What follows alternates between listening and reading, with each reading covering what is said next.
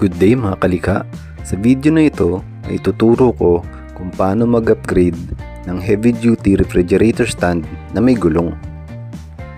Ito nga pala yung model ng bago naming ref, 8.6 cubic feet siya. At dahil may bagong ref, may bago rin tayong refrigerator stand. Ito yung size niya. Na-extend siya sa ganitong haba. Lalagay ko na lang yung link sa description kung saan ko ito nabili. May kasama na siyang tornilyo para sa pag-adjust nyo ng stand. At ito na mismo yung heavy duty stand. Matibay siya na at the same time na-adjust pa siya base sa haba ng inyong ref. At may 6 na gulong na siya magkabilaan. Meron na rin siyang rubber base para hindi mausog yung ref nyo. At lock sa gulong para hindi ito gumugulong. Ang gulong, di ba? Anyway, dyan kinakabit yung tornilyo. So, dalawang magkahiwalay ito na base para ma-adjust nyo base sa haba or laki ng inyong ref. At dahil magkahiwalay siya, may tendency itong gumalaw. Kaya dahil dyan, lalagyan natin ng ganito, slatted flat bar. At ito ang gagamitin natin para lalo maging heavy duty yung refrigerator stand. Yung haba o laki ng ref namin, nasa kulang-kulang 2 feet siya. Kaya ang binili ko na slat bar ay yung 2 feet.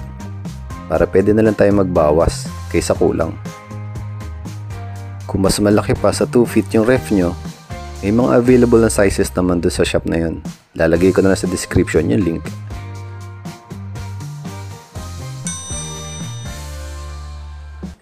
So ayan, inalign ko muna yung heavy duty stand base dun sa pagkaka-align or orientation ng gulong ng ref. Sukatin nyo to yung may rubber base kung saan lalapat yung mismong gulong. Pwede rin kayong gumamit ng dalawang slatted flat bar kung gusto nyo para mas matibay. Pero dahil hindi naman ganun kalaki ang ref namin, isa sa gitna na lang ginawa ko. Ayan, at sinukat ko na yung flat bar kung saan tayo magpuputol. So nasa around 22 inches, doon tayo magpuputol. Kasi yung haba ng ref namin, nasa kulang-kulang 22 inches. So mas mabuti na may allowance. Likha, putulin na natin. Gamit ang aking electric handrail at yung conversion kit ng cutter. Malaking tipid to kung wala kayong mismo angle cutter at meron kayong electric handrail.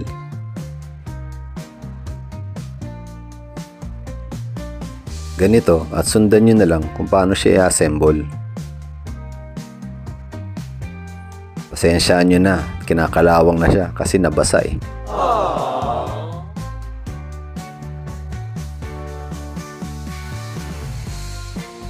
May kasama na nga rin pala tong tools na panghigpit. Sundan nyo na lang mabuti yung video kung paano to ina-assemble at hinihigpitan. Make sure lang na tamang higpit ito para hindi ito kumalas dahil delikado to pag natanggal dun sa handrail.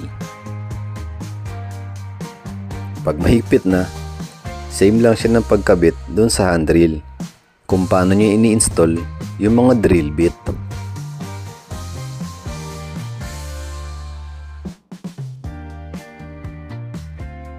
At ito yung panghigpit dun sa mismong drill.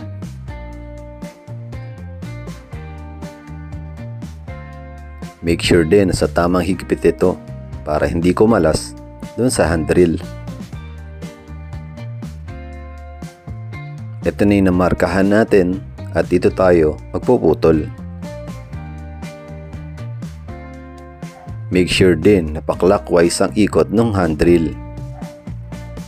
Ang mga handrail mayroong reverse function dahil pag nailagay nyo sa reverse or sa counterclockwise, delikado ito at baka kumalas yung cutter at ang ikot nito papunta sa inyo.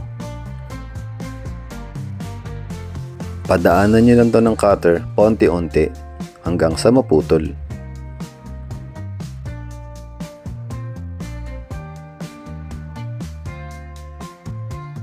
Iyon. Alright! Next naman, gamit pa rin yung cutter, pakinisin naman natin yung mga edge nito at yung corner para mawala yung talas at tulis.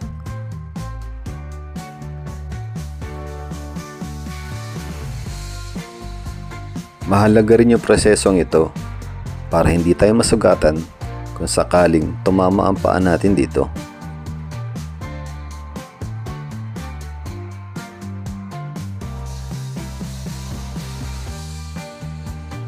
Gawin nyo lang to sa magkabilaan dulo para pantay at para maganda rin ang itsura. Ngayon, ilapat natin siya dun sa heavy duty stand. Sukatin natin kung saan mismo tatapat yung butas nito.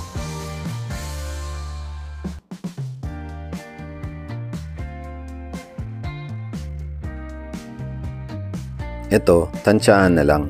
Basta nasa gitna.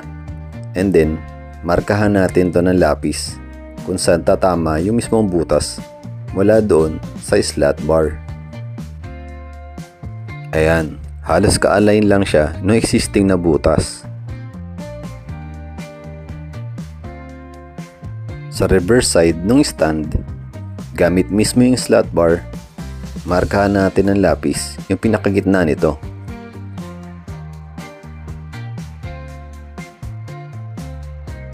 At gamit ng martilyo at yung concrete nail, butasan natin yung namarkahan. Huwag kalimutan maglagay tayo ng base na kahoy. Pag nabutasan nyo na, check natin kung tamang-tama siya sa gitna. Pag okay na, gamit ng drill bit, butasan na natin to para mas maganda ang pagkabilog. Yung laki ng butas nito, base ito sa tornilyo na gagamitin nyo.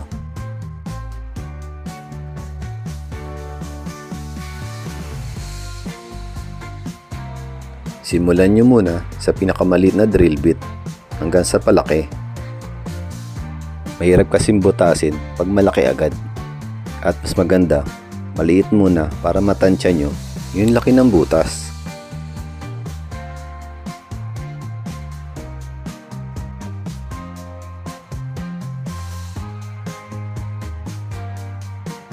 Ulit-ulitin nyo lang to hanggang sa makuha nyo yung desired na laki ng butas ayon dun sa laki ng screw.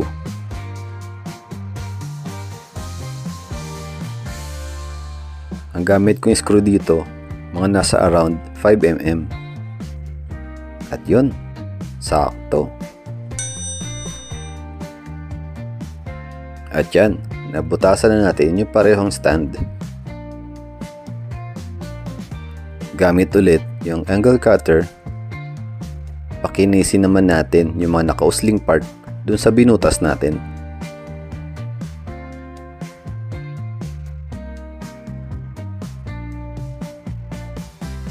After nito, pwede nyo rin pinturahan kung gusto nyo.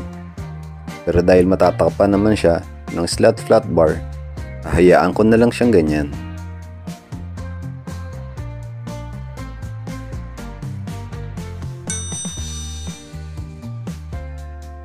Likha at install na natin.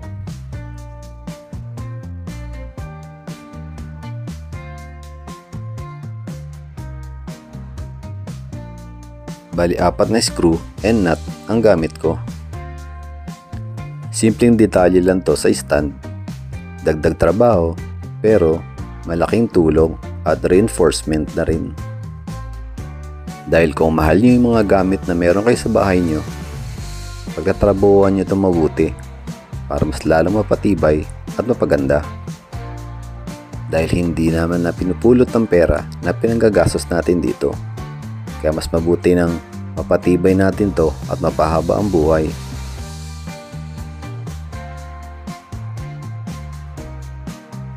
Bago nyo higpitan yung mga screw, i-align nyo mabuti yung stand kung saan dapat tatama o mag-orient yung mga gulong nito dun sa rubber pad. Gaya sa mga bagong ref ngayon, yung kanang part mas mahaba kaysa dun sa kaliwa. at medyo slanted ito dahil yung likod ng paa ng ref ay medyo makitid kaysa dun sa front na part. And voila! Meron na tayong super heavy duty stand na may gulong at adjustable pa. At gaya ng sabi ko, kung mapapansin nyo, mas mahaba yung sa kanan kaysa sa kaliwa. Ayan, at saktong-sakto yung mga paan ng ref dun sa stand. Hindi madali ang buhay, pero walang imposible sa taong gustong matuto at may tiwala sa proseso. Hanggang sa muli, ako si Christian, likha na!